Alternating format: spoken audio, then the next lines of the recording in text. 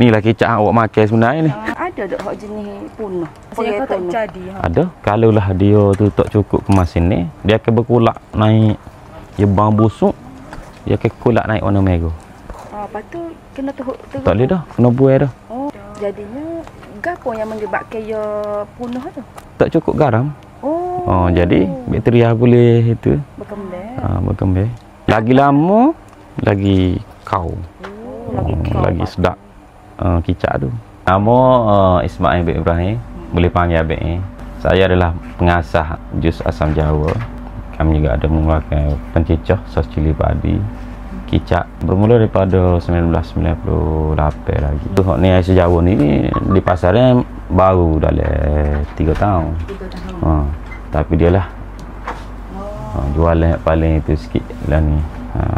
Permintaan ramai lah. Produk pertama pencecah. Kicap tu yang kedua. Tapi kicap pun kita bermula daripada pemeremeh kicap lagi lah. Barulah kita buat penampayan ke apa. Barulah kita buat proses buat kicap lah. Dan selain itu juga pihak kami pasarkan lah juga kicap mentah tu kepada pengusaha-pengusaha kicap di kawasan Kelantan lah. Kita nak cari tempat ni kan Kilang ni terletak di belakang sekolah Tok Sakuk Pasimah. Jadi daripada sekolah hingga ke kilang ni dalam lebih kurang 400 meter.